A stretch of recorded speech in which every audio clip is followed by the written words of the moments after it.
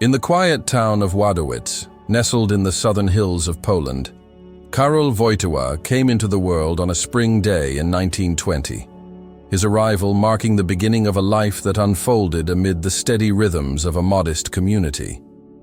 The town lay in a valley where gentle slopes rose around it, covered in fields that turned green with the seasons, and narrow streets wound between simple homes built of brick and wood, their roofs slanting to shed the winter snows. Karol's family lived in one such home, a place of unassuming warmth, where the air often carried the scent of fresh bread baking in the oven, and the faint sound of church bells ringing from the nearby parish. His father, a retired army officer, and his mother, a schoolteacher, created a household grounded in everyday routines, where mornings started with the soft light filtering through lace curtains, and evenings ended with the glow of a single lamp illuminating shared meals at a wooden table.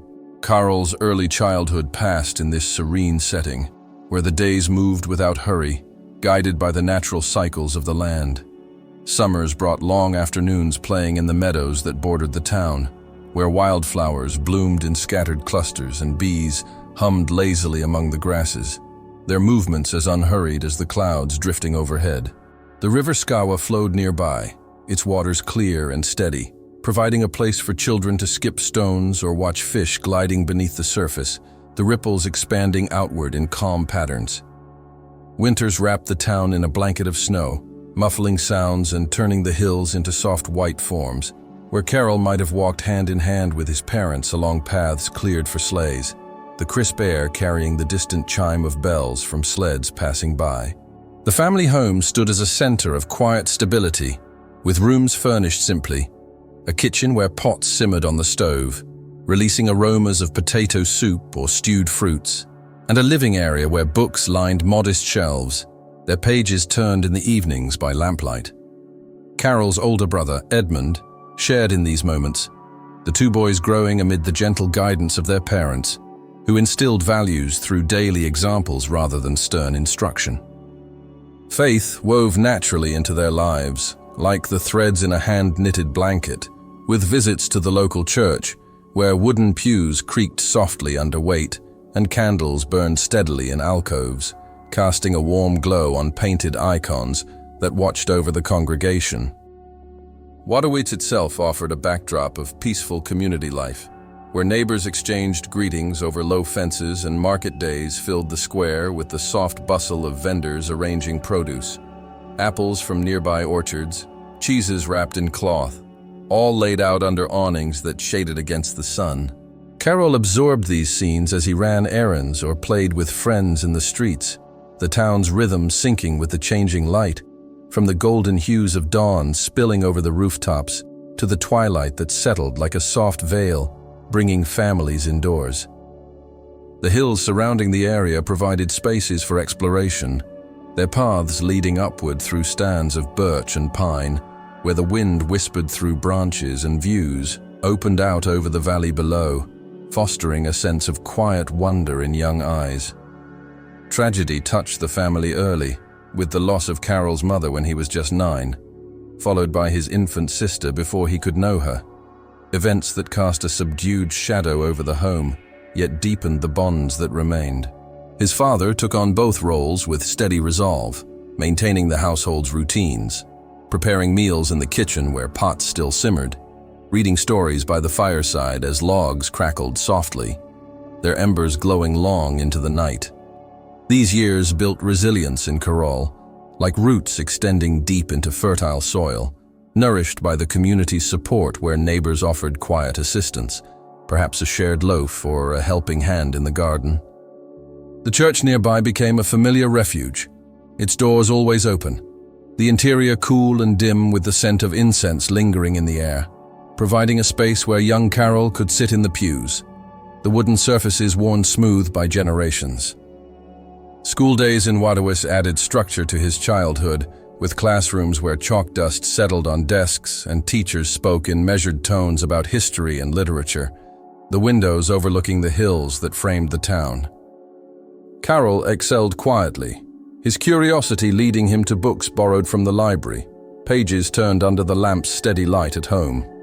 Sports filled afternoons, with games of soccer on grassy fields where the ball rolled across uneven ground, laughter echoing softly among the players as the sun dipped lower. Friendships formed in these times, bonds that endured like the sturdy trees dotting the landscape, providing companionship amid the town's unassuming pace. The cultural life of Wadawis enriched his early experiences, with festivals marking the calendar where processions moved through the streets, candles flickering in hands, and songs rising in harmonious voices under the open sky. Carol participated in theater groups, memorizing lines in quiet rehearsals held in community halls, the wooden stages creaking underfoot. These activities blended with family traditions, like evening prayers said around the table, the words flowing in familiar cadence, fostering a sense of continuity that wrapped around him like the hills encircling the town. Through it all, the natural world of southern Poland provided a constant soothing presence, the rivers flowing steadily, the fields yielding their harvests in season, the skies arching wide overhead. Carol's childhood, shaped by these elements, laid a foundation of quiet strength, where loss and joy intermingled like light and shadow in the valleys. The home, though touched by sorrow, remained a place of steady warmth, the routines persisting as days turned into years. In this serene environment, young Carol grew, absorbing lessons of endurance and faith that would carry forward, much like the river continuing its path beyond the town. The hills stood unchanging, watching over the valley, their presence a quiet assurance in the unfolding of life. As Karol Wojtyła moved into his teenage years in the town of Wadawis, the familiar landscapes of southern Poland continued to surround him, their gentle hills and winding rivers providing a steady backdrop to the changes that unfolded in his life. The fields that bordered the town turned golden in autumn, their harvests gathered in unhurried rhythms by local farmers, while the river Skawa flowed nearby, its waters clear and constant, reflecting the shifting skies above. Karol's home remained a place of quiet routine, with wooden floors creaking softly underfoot, and the faint scent of coal from the stove lingering in the air during cooler months. His father, now the central figure in the household after earlier losses, guided the days with a measured presence, preparing simple meals in the kitchen where pots simmered on low heat, releasing aromas of stewed vegetables and bread baked fresh from the oven.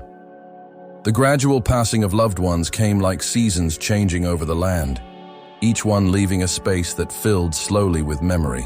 First, Karol's mother had departed when he was young, her absence a soft shadow in the home's daily patterns, where her chair at the table stood empty during evening gatherings. Then, his older brother Edmund, a medical student with a kind disposition, fell ill and passed away, his room in the house now holding only the quiet echoes of shared laughter from boyhood games played in the yard outside. The town cemetery, set on a gentle slope overlooking the valley, became a familiar place, its stone markers standing amid grasses that swayed in the wind, offering a sense of continuity amid sorrow. Carol visited there in the quieter hours, the paths leading through rows of crosses worn smooth by time, the air carrying the faint rustle of leaves from nearby trees. Amid these shifts, Carol found solace in pursuits that wove into the fabric of his days, like threads strengthening a well-worn cloth. Poetry became a companion, with verses composed during walks along the riverbanks, where the water's steady flow mirrored the words forming in his mind. He sat by the Skawa's edge on warmer afternoons, notebook in hand, the sun filtering through branches overhead and casting dappled patterns on the pages. Theater drew him as well, with local groups rehearsing in community halls where wooden stages absorbed the soft footsteps of actors, and scripts were read under the glow of single bulbs hanging from the ceiling. Carol participated in these sessions, the lines memorized in the evenings at home where his father listened with a nod of quiet approval. Sports offered another avenue, with soccer games on the town's grassy fields, the ball rolling across uneven ground as teams formed from neighborhood friends. The hills provided trails for hikes, where paths climbed gradually through stands of birch and pine, the air fresh with the scent of resin and earth. Carol ventured there often, alone or with companions, the views opening out over the valley below, where rooftops clustered like stones in a stream bed, These activities blended into the changing landscapes of Poland, where winters blanketed the town in snow, muffling sounds and turning the hills into soft white forms that invited quiet exploration on skis or sleds fashioned from wood. The broader world began to touch Wadowice during these years, with news from afar filtering through newspapers read at the kitchen table. Their pages turned slowly in the lamplight. Yet the town's rhythm remained steady, markets opening with vendors arranging goods under awnings, and church bells marking the hours with their familiar toll. Carol's faith grew in this environment, attending services in the parish where wooden pews filled with townsfolk, the interior dim and warmed by candlelight that flickered on altars adorned with simple cloths.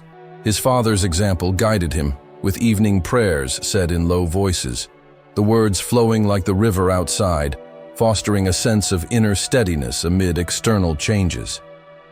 School continued as an anchor, classrooms where teachers spoke of history and literature in measured tones, the windows overlooking the hills that framed the town. Karol excelled without fanfare, his curiosity leading to books borrowed from the library, read by the fireside as logs settled in the grate with soft crackles.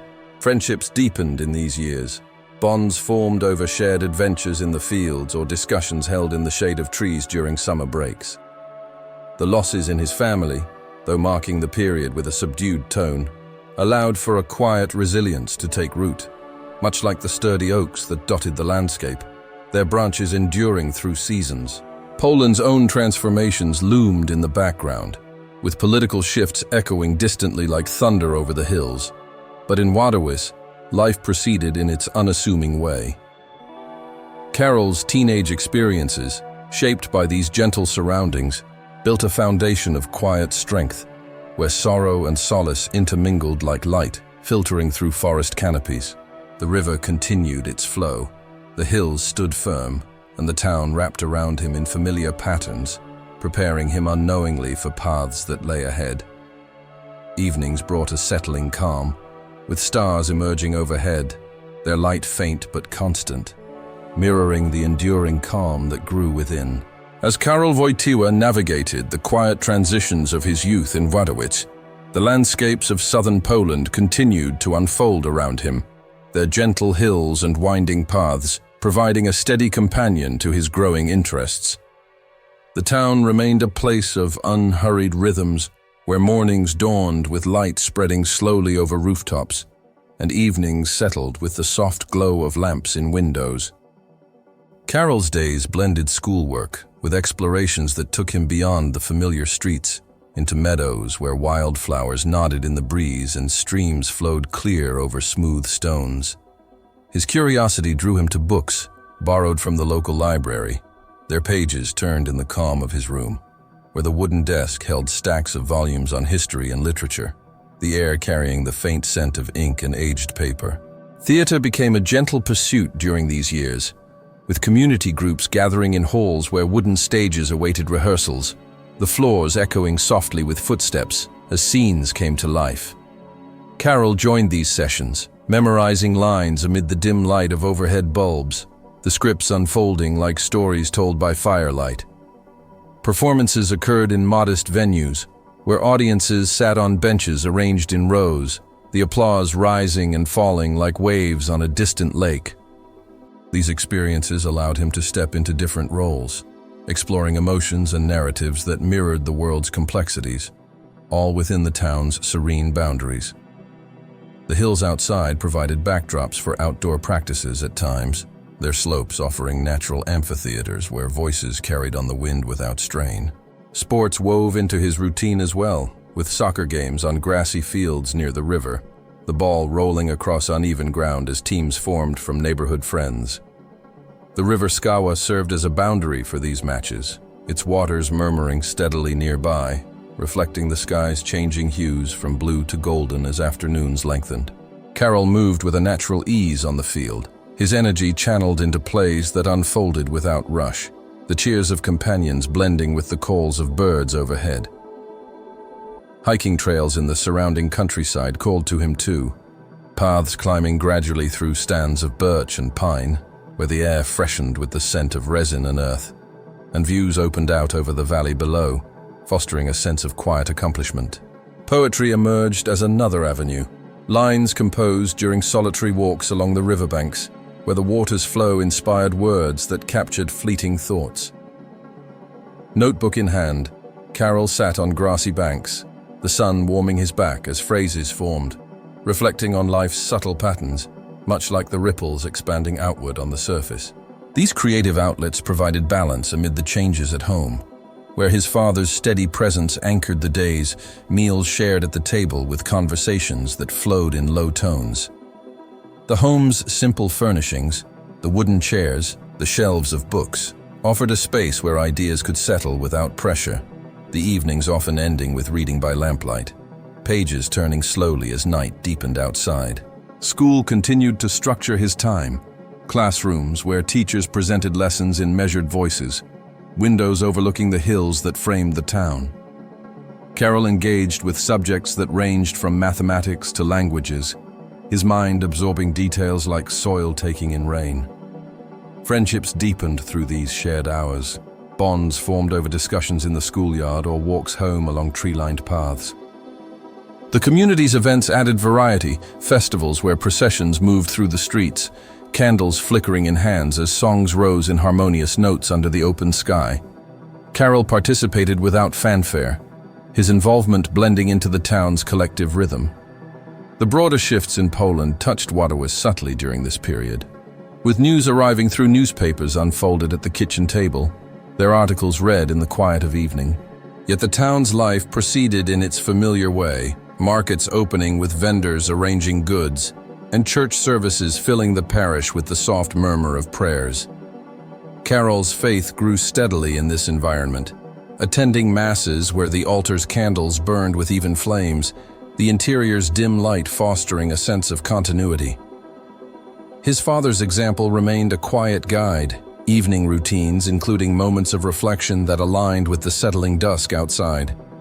As years passed, these pursuits, poetry, theater, sports, interwove with the losses that had marked his family, creating a tapestry of resilience amid serenity. The hills stood unchanging, their contours familiar after countless hikes, while the river continued its flow, mirroring the steady progression of his days. Wadowice wrapped around him in gentle layers, the community's support like the earth's firm ground underfoot. In this phase, Carroll's inner world expanded without haste, shaped by the landscapes that offered space for thought and activity alike. Evenings brought stars emerging overhead, their light faint but constant, as the town settled into night, homes glowing softly from within.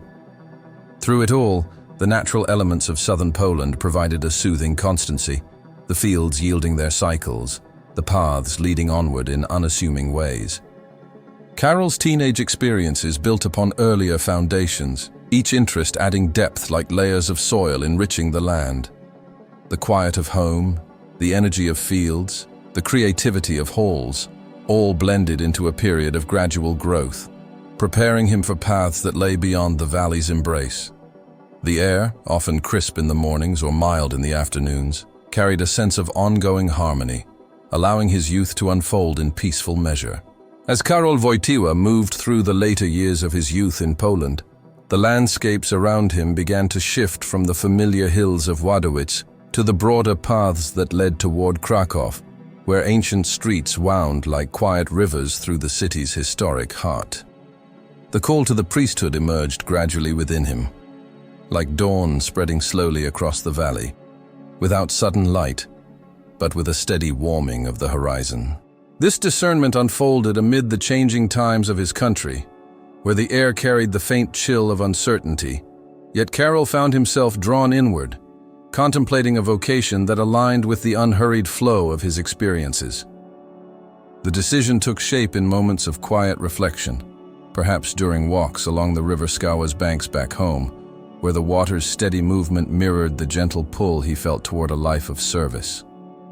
The journey to seminary life brought him to Kraków, a city where cobblestone paths meandered between buildings of weathered stone, their facades etched with the patina of centuries.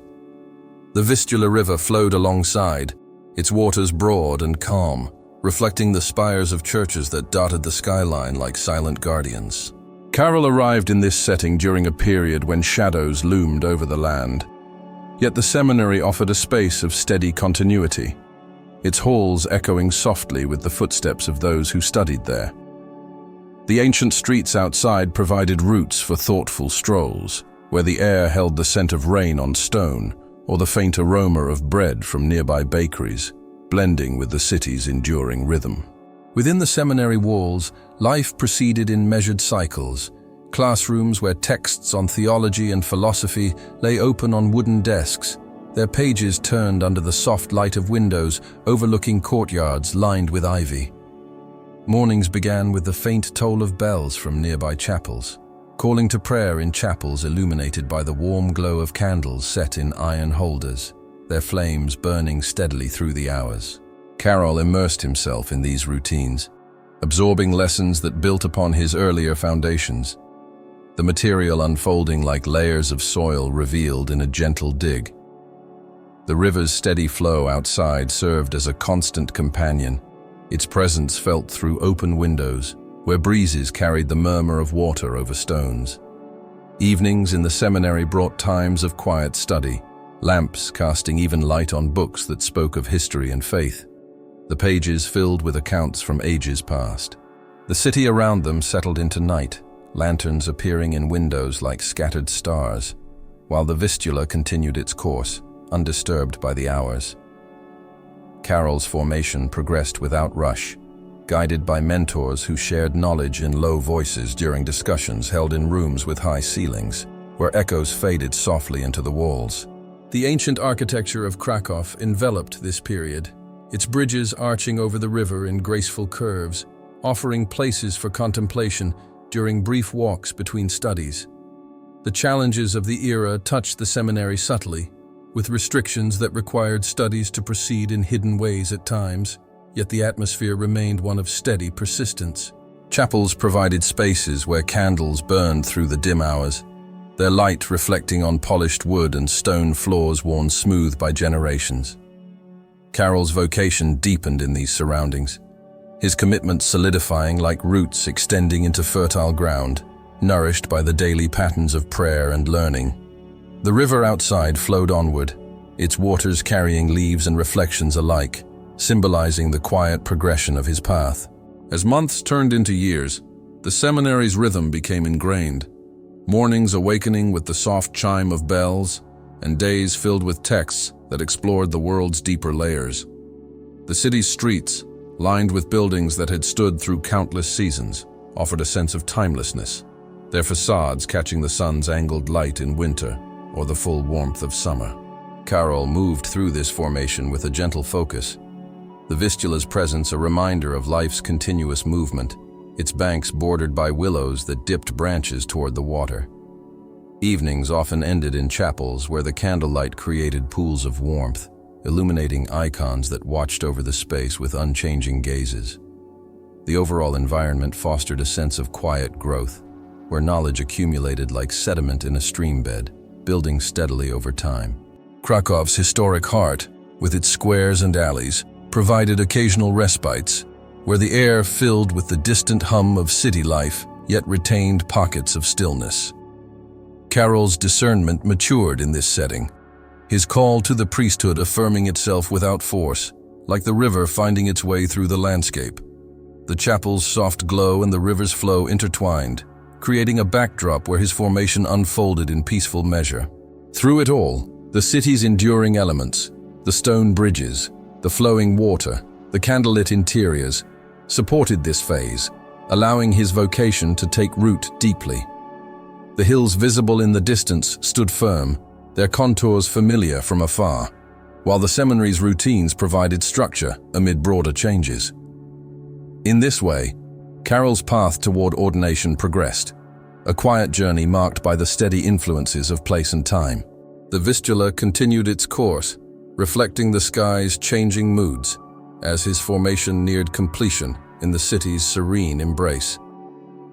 As Karol Wojtyła completed his seminary studies in Krakow, the ancient city's streets and the steady flow of the Vistula River accompanied his final preparations for ordination, leading him to that serene moment in 1946, when he became a priest.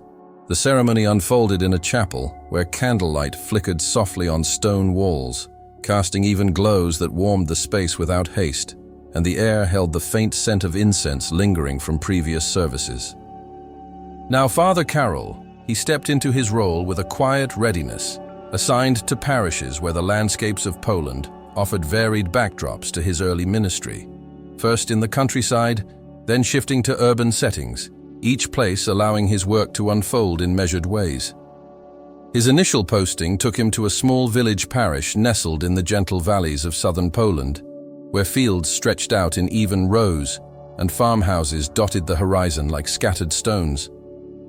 Mornings began with the soft toll of church bells echoing across the meadows, calling villagers to gather in the wooden pews of the modest church, its interior dim and comforting with the polish of well-worn wood.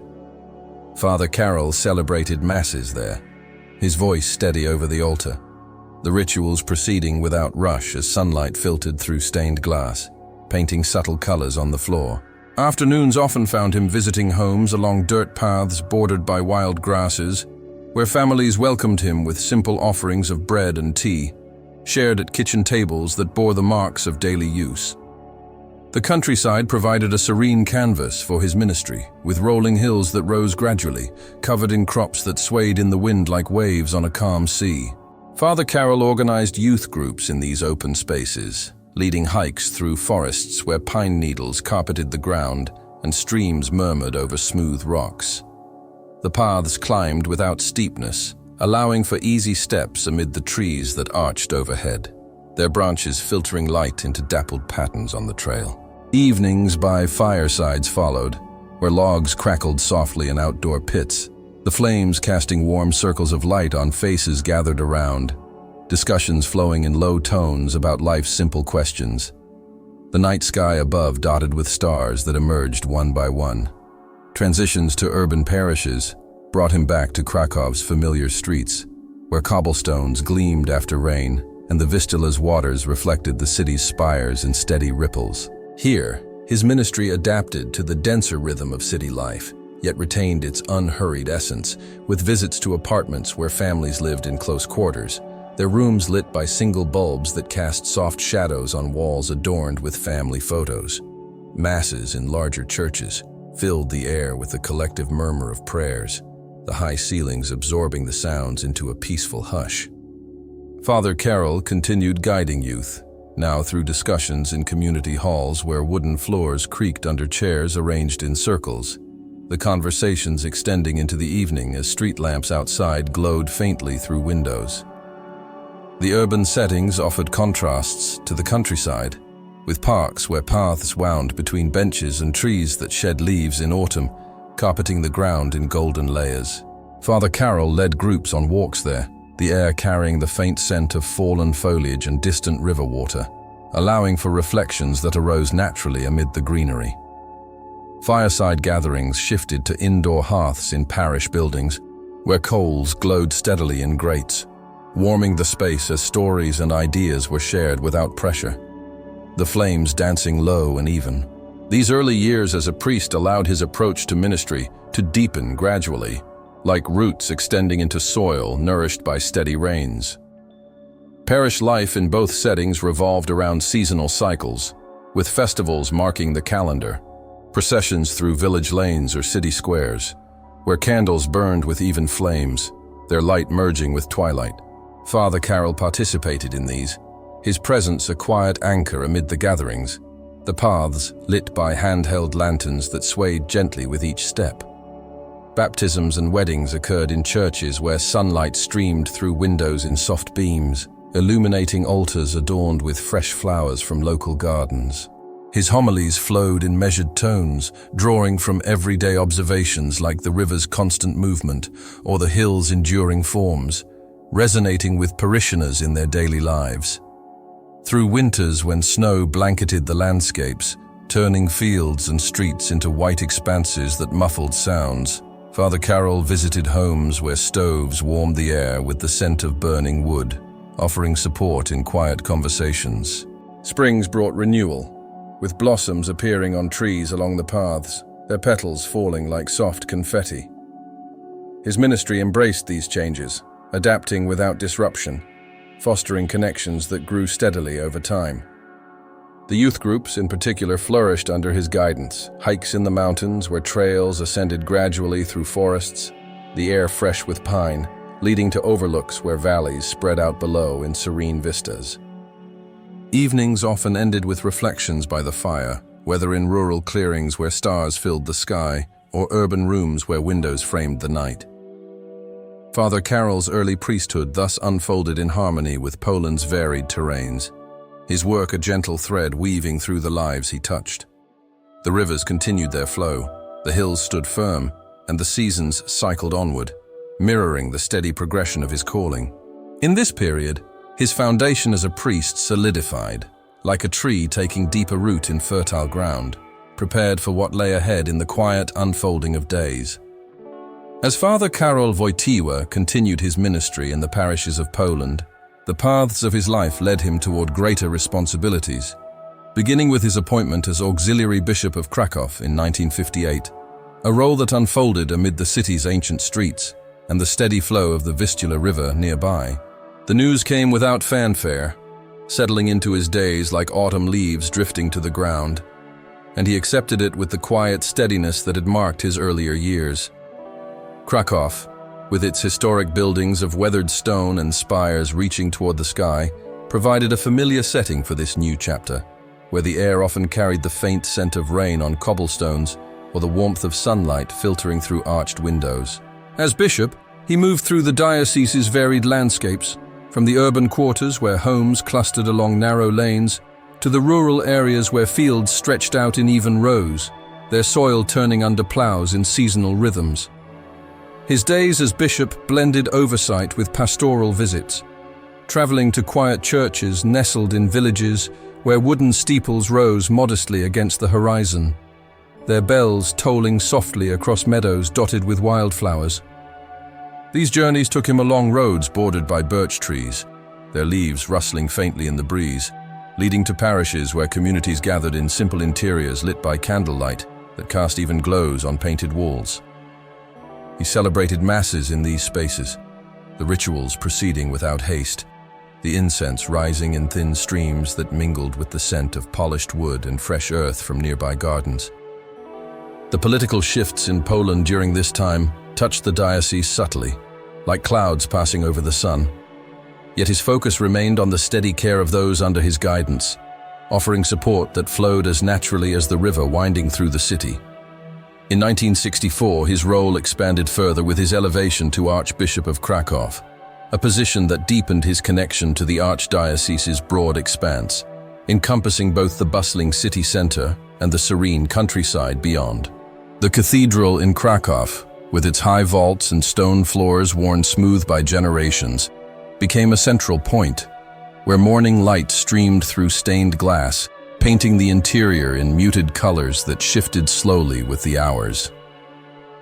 As Archbishop, he oversaw the clergy's work with a gentle hand, visiting seminaries where young men studied in rooms lined with books, the pages turned under lamplight in the evenings. The Vistula continued its calm course nearby, reflecting the changing skies, gray in winter mists or blue in summer's warmth, serving as a quiet companion to his reflections during walks along its banks. Pastoral care extended across the land like seasons cycling through the fields, with trips to rural parishes where churches stood amid clusters of homes, their bells calling across valleys, where sheep grazed on hillsides covered in green. He met with families in these places, the encounters unfolding in modest kitchens where tea steeped in pots on stoves, the steam rising lazily into the air. The political atmosphere of the era, with its constraints, blended into the background like fog settling in lowlands. Yet his ministry adapted without disruption, focusing on the everyday needs of the people. Summers brought outdoor gatherings in meadows, where groups assembled under trees that provided shade, the leaves filtering sunlight into dappled patterns on the ground. Winters wrapped the diocese in snow, muffling sounds and turning the landscapes into white expanses that stretched under overcast skies. And Archbishop Karol traveled through these, his visits bringing a sense of continuity to isolated communities. Churches in these seasons glowed from within, candles burning steadily on altars adorned with evergreen branches, their scent filling the air with a subtle freshness. His oversight included supporting the clergy through letters and meetings held in quiet rooms, where discussions proceeded in low tones, fostering a network that endured like the sturdy bridges arching over the river. The city's historic squares, paved with stones that had witnessed centuries, offered spaces for larger events where people gathered without haste, the atmosphere calm amid the surrounding architecture. Through these years, the archdiocese's life moved in harmonious cycles, mirroring the land's own patterns, the planting and harvesting in fields, the river's unwavering flow. Archbishop Karol's presence provided a steady anchor, his travels connecting urban and rural areas in a web of quiet support. The hills outside Krakow stood firm, their contours familiar after repeated journeys, while the Vistula's waters carried on, reflecting the passage of days.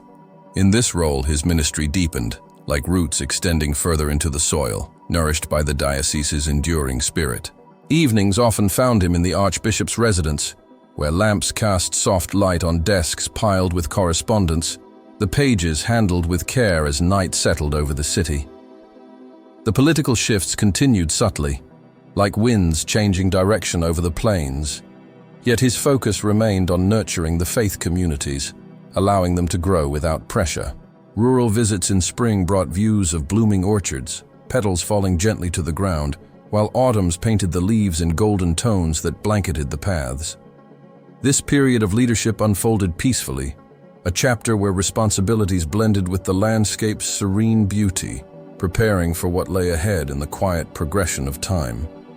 The river flowed onward, the hills endured, and the diocese thrived in steady measure. As Archbishop Karol Wojtyła served the Diocese of Krakow, the paths of his life continued along the familiar streets lined with ancient stone, where the Vistula River flowed steadily beside the city, reflecting the changing skies in its calm waters. The year 1978 brought an unexpected turn, as news from Rome arrived without haste, summoning him to the Eternal City for a conclave following the passing of Pope John Paul I.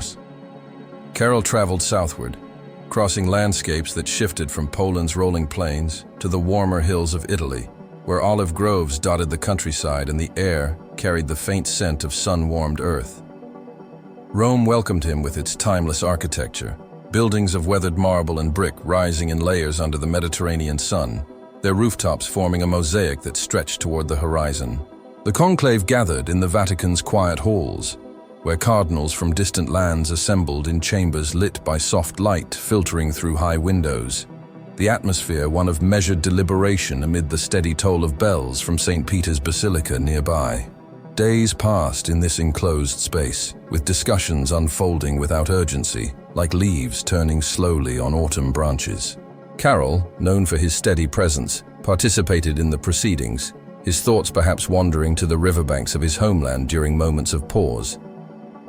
The election came as a gentle surprise, votes accumulating like grains of sand in an hourglass, leading to his selection on an October afternoon when the sun cast long shadows across the Vatican's courtyards.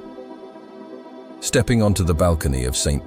Peter's as Pope John Paul II, he overlooked the square below, where crowds had gathered in the fading light, their faces upturned like flowers toward the evening sky. The city of Rome spread out around him, its ancient stones holding centuries of history, from the Colosseum's arched ruins to the Tiber River winding through like a quiet vein. His new role settled upon him without weight, a continuation of the service he had known, now extended to a wider world. The papal apartments, with their high ceilings and walls adorned with faded frescoes, became his home, where evenings brought the soft glow of lamps illuminating rooms filled with books and simple furnishings. Initial days as Pope moved in unhurried rhythms, with mornings beginning in the private chapel, where candlelight flickered on altars of polished marble, the air cool and still before the city's bustle awakened. He walked the Vatican's gardens, paths lined with trimmed hedges and fountains that trickled steadily, their waters catching the sunlight in gentle sparkles. Meetings with advisors occurred in rooms overlooking the rooftops, where terracotta tiles gleamed under the sun, and the distant hum of Rome provided a soft undercurrent. His messages to the world emerged gradually, shared from the balcony or through letters dispatched to far-off places, carrying themes of unity that flowed like rivers connecting distant shores. The Eternal City's atmosphere enveloped this transition, with its fountains murmuring in piazzas and bells tolling from church towers in measured intervals. John Paul II adapted to the role with the same quiet resolve that had guided him through earlier years, his days now including audiences in halls where echoes faded softly into vaulted ceilings. Evenings in the apartments brought times of reflection, windows open to the night air that carried faint scents from the gardens below, where cypress trees stood tall against the starry sky. The Tiber continued its flow nearby, a constant presence mirroring the steady progression of his new responsibilities. Travels began soon after, but the initial period in Rome allowed for a gentle settling, like roots taking hold in new soil. The Vatican's corridors, lined with artworks that whispered of past eras, provided spaces for quiet walks, the stone floors cool underfoot. His interactions with the Curia unfolded without rush, discussions held in rooms where sunlight streamed through curtains, casting patterns on wooden tables. The city's historic sites, from the Pantheon with its open dome to the quiet chapels tucked into side streets, offered moments of pause amid the duties. As months passed, the role deepened, blending with the Mediterranean's warmer climate, where summers brought longer days and winters milder chills. John Paul II's presence in Rome became part of the city's fabric, his balcony appearances drawing crowds to the square below, where pigeons fluttered in the air like soft notes in a melody. The gardens bloomed in cycles, flowers opening in the mornings with dew on their petals, symbolizing the ongoing renewal of his ministry. Nights brought stars visible above the rooftops, their light filtering through the apartment's windows, inviting contemplation in the hush that settled over the Eternal City. Through it all, the transition from Archbishop to Pope proceeded in harmonious measure, the Vatican's enduring structures providing a foundation as solid as the hills of his homeland. The Tiber's waters flowed onward, reflecting the moon's glow at night, while the days filled with tasks that aligned with his lifelong path. In this new chapter, John Paul II's steady approach allowed the role to unfold naturally, like seasons cycling through the landscapes he now oversaw from afar. The Eternal City's rhythm, with its bells and fountains, wove into his daily life, fostering a sense of quiet continuity amid broader horizons. As Pope John Paul II settled into his role in the Vatican, with its ancient halls and gardens where fountains trickled steadily through the days, his ministry began to extend beyond Rome's stone walls, reaching out to distant lands in a series of journeys that unfolded like seasons changing across the earth. The first travels took him across Europe, where planes carried him over vast plains and mountain ranges that rose and fell in gentle waves, landing in cities where spires pierced the sky and rivers wound through historic centers. These visits proceeded without haste, allowing him to move among crowds that gathered in open squares, their faces turned upward in the soft light of morning or the golden hues of afternoon. The air in these places often carried the scent of local blooms or the faint aroma of street vendors' offerings, blending with the steady toll of church bells that marked the hours. His paths led to Africa next, where the landscapes shifted to broad savannas under wide skies, dotted with acacia trees that stood solitary against the horizon, their branches spreading like quiet invitations. Villages nestled in valleys welcomed him. Dirt roads leading to gatherings where people assembled under thatched roofs or open canopies of leaves, the sun filtering through in dappled patterns that warmed the ground. Teachings shared in these settings flowed in measured tones, touching on themes of unity that resonated with the land's own harmony. The way rivers meandered through the terrain, nourishing the soil without force. Evenings brought rests in simple accommodations, where the night sky filled with stars that twinkled steadily, mirroring the calm that settled over the gatherings.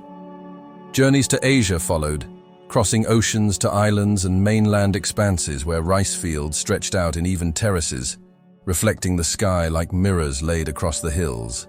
Temples and shrines stood nearby, their architecture blending with the natural surroundings, and the air held the subtle fragrance of incense or blooming lotuses in quiet ponds. Pope John Paul II moved through these areas with unhurried steps, visiting communities in bustling markets or serene rural paths bordered by bamboo groves that rustled faintly in the breeze. Messages of hope emerged in these encounters, shared in open areas where the soft light of dawn illuminated faces gathered early, or under lanterns that glowed warmly as dusk approached, fostering a sense of connection that lingered like mist in the valleys. In Latin America, the travels took him to highlands where mountains rose in layered ridges, covered in greenery that shifted with the altitude, and valleys where rivers carved steady courses through the land. Cities with colonial plazas filled with people, their stone pavings worn smooth by time, provided settings for large assemblies, while remote villages offered quieter venues under thatched roofs amid coffee plantations. The air carried the earthy scent of soil after rain, or the sweetness of tropical fruits ripening on trees, blending with the steady rhythm of daily life. Teachings in these places unfolded gradually, emphasizing compassion in ways that aligned with the landscape's enduring cycles, the slow growth of vines or the consistent flow of streams. North America welcomed him with vast plains and urban skylines, where buildings reached upward like silent sentinels, the journeys crossing time zones that shifted day into night without abruptness. Parks and stadiums became gathering spots, where grass fields stretched under open skies or lights illuminated evening events with a soft glow. The messages shared here touched on peace, delivered in arenas where echoes faded slowly into the night, the air cool and carrying the faint hum of city life beyond. Remote areas, with their forests of tall pines or lakes reflecting moonlight, offered contrast, allowing for smaller encounters that proceeded in the hush of natural surroundings. Oceania's islands provided serene backdrops, where ocean waves lapped steadily against shores lined with palms that swayed in gentle winds, the air salted and fresh. Visits to these distant places unfolded in coastal villages or inland clearings, where the sun set in vibrant yet softening colors over the water. Teachings here blended with the island's rhythms, shared under starry skies that stretched wide and clear, fostering reflections that settled like dew on the ground. Throughout these extensive journeys, spanning continents over decades, the Pope's presence connected diverse peoples, his travels a quiet bridge across the world's varied terrains. Each trip allowed for encounters that progressed without rush, from dawn masses in open fields where mist rose from the earth to evening vigils in chapels lit by candlelight. The landscapes, mountains standing firm, rivers flowing onward, oceans extending to horizons, served as constant companions, their features mirroring the steady nature of his ministry. Back in Rome between travels, the Vatican gardens offered respite, paths winding through trimmed hedges where fountains murmured continuously, allowing time to reflect on the miles covered. These years of movement and message sharing wove a global tapestry, each destination adding its own subtle layer to the overall pattern. As time passed, the journeys continued, touching every corner of the earth in a manner as enduring as the cycles of day and night. From the snow-covered peaks of the Andes to the sandy expanses of deserts, the teachings found their place amid these settings, shared in ways that harmonized with the local calm.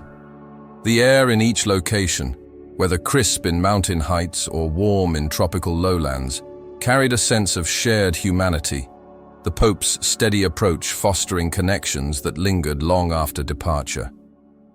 In this phase, his ministry expanded like roots spreading through soil, nourished by the diverse grounds he traversed, all unfolding in peaceful measure under the same wide sky. As Pope John Paul II's journeys around the world continued to weave connections across distant lands, the years advanced steadily, bringing with them the natural shifts that come with time, like seasons turning over the Vatican's gardens where leaves fell softly in autumn and bloomed anew in spring. His advancing age began to settle upon him without haste, his steps slowing along the cobblestone paths of Rome, where the air carried the faint scent of pine from the surrounding hills, and the Tiber River flowed unchanging nearby. The historic halls of the Vatican, with their high ceilings and walls adorned with faded frescoes, provided a familiar setting for his duties. The soft light, filtering through windows in the mornings, casting even glows on marble floors, worn smooth by centuries. He continued his work from these spaces, overseeing the church's affairs with a gentle persistence that mirrored the steady rhythm of the fountains murmuring in the courtyards below. Health challenges emerged gradually, beginning with subtle aches that accompanied long days, much like the way mist gathers in the valleys at dawn without announcement. An assassination attempt in 1981 left its mark, a wound that healed over time, but lingered as a quiet reminder amid the serene routines of recovery in rooms overlooking the city's rooftops, where the sun rose each day in measured warmth.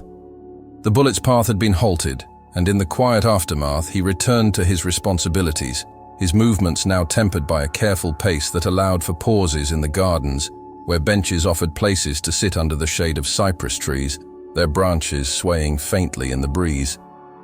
The Vatican's medical care blended into his days without disruption, doctors attending in discreet visits, their presence as unintrusive as the shadows lengthening across the lawns in the evenings. As decades passed, illnesses deepened, with Parkinson's disease settling in like fog rolling over the Tiber's waters, affecting his hands and voice in ways that progressed without rush. Yet, he carried on, appearing at the balcony of St. Peter's for blessings, his figure steady against the railing as crowds gathered below in the square, their faces upturned in the soft light of afternoon.